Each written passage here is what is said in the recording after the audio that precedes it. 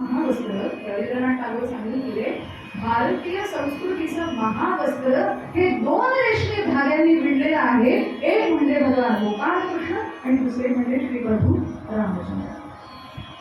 आणि म्हणून त्या महावस्त्राचं वस्त्र पांघरत असताना काय पांघरलेलं विसरता कामा नये, कारण ते काही अगदी फॅक्टरी मेड नाहीये, अगदी एका तासात साडी तयार असं नाहीये. हे महावस्त्र विणण्यासाठी अनेकांनी बलिदान दिलेलं आहे, अनेकांच्या समिधा आहेत. आणि म्हणून धर्माचं राज्य येतं ते एवढ्या सोपं येत नाही, एवढ्या सोपं की सहज मिळत नाही. धर्माचं राज्य मग ते रामायणाच्या काळामध्ये असू दे किंवा महाभारताच्या काळामध्ये असू दे, त्यामध्ये युद्ध झालेलं आहे, अनेकांचं बलिदान केलेलं आहे, अनेकांचे संसार उद्ध्वस्त झालेले आहेत. तेव्हाच कुठेतरी धर्माचं राज्य येतं. आणि त्या धर्माचा आपल्याला त्याची जाणीव असली पाहिजे. जेव्हा मनामध्ये थोडंसं पाप येतो, थोडासा अधर्माचा विचार येतो, तेव्हा विचार करावा की माझ्या पूर्वजांनी यासाठी किती हात अपेक्षा सोसल्या आणि 2 सेकंदाच्या मोहापायी मायेपायी हे सगळं दावाला लावण्या इतकी कमी किंमत आहे धर्माची. आणि म्हणून धर्मो रक्षती रक्षितः, तो धर्माचं रक्षण करतो, धर्म त्याचं रक्षण करत असतो. हे मी इथून सांगते म्हणजे काही मी धर्माची योद्धा तयारी असं नाही. तर समर्थांना काय अपेक्षित आहे, संतांना काय अपेक्षित आहे, समाज प्रबोधनाची जागा आणि संतांना काय म्हणायचंय त्याची जागा हीच आहे ना. मग याची चर्चा इथं नाही होणार तर कुठे होणार. बाकी चर्चा करायला आपल्याला सगळं गाव रिकाम आहे, पण धर्माची, देशाची, आणि खरं सांगू का आपला हिंदू धर्म एकुलता एक असा धर्म आहे जो संपूर्ण विश्वाचा विचार करत असतो. आता विश्वात समोर प्रत्यक्ष संपूर्ण विश्वाचा विश्वनायक परिणाम झाल्यानंतर फक्त माझ्या घरातील संतांना ही कल्पना येते की आता विश्वात लगे देणे गेणे वाक्याने तो शाळे तोषोरी मत द्यावे कसायला नाही. कसलं ना जे घरांची व्यक्ती साडो तया सत्कर्मी रती वाढो भूतान परस्परे, फक्त धर्मातील माझ्या धर्मातील नाही, भूतान परस्परे घडो मैत्र देवाचे. सगळ्या जगासाठी दार फक्त माझ्या धर्मातील संत वाचू शकतात.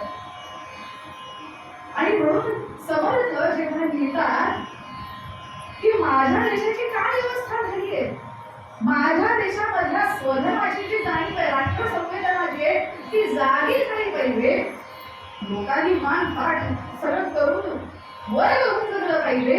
हे फक्त माझ्या धर्मातील संतांना एक मनात येतं. आणि आपला धर्म हा काही अगदी नॅरो माइंडेड वगैरे नाही बरं का. एखादी घरातली पूजा करत असताना द्विपाद चतुष्पाद सगळ्या विश्वाचं कल्याण हो, सर्वे भवन्तु सुखिनः सर्वे सन्तु निरामया सर्वे भद्राणि पश्यन्तु. हे फक्त सगळ्यांचं कल्याण हो ही प्रार्थना फक्त माझा धर्म करतो. जेव्हा आपण फक्त आपल्या घरातली सत्यनारायणाची पूजा करतो तेव्हाही.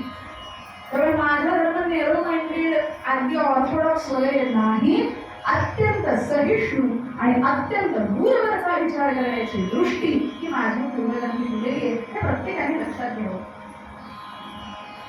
आणि म्हणून राम गावा राम धावा राम जीवीचा विसावा कल्याणाचंही कल्याण रघुरायाचे गुणगान. अगदी भगवान शंकरांनी सुद्धा जेव्हा ठरवलं की आराम देईल तो फक्त श्रीरामदेव, त्रयोदशाक्षरी मंत्र श्रीराम जय राम जय, रामायण वाटायचं ठरवलं. आणि तेव्हा सगळी अक्षरं वाटून झाली आणि फक्त 2 अक्षर होईल, 33,033 कोटी 33,333. आणि त्याचा भाग 2 मध्ये कसा करणार. मग 2 अक्षरं निवडली राम, ती कुणाच्या वाट्याला आली, भगवान शंकरांच्या. आणि म्हणून पार्वती माता म्हणाली असं काय म्हणालाय हो तुम्हाला की खूप जास्त 2 अक्षरं मिळाली. ती म्हणाली की रामायणामधला अख्खा रामच मला मिळाला, दुसरं काय होतं आयुष्यात. आणि तो राम आपल्यालाही आयुष्यामध्ये गवसावा, मिळावा, घ्यावा हेच आपल्या समर्थांना सांगायचं आहे.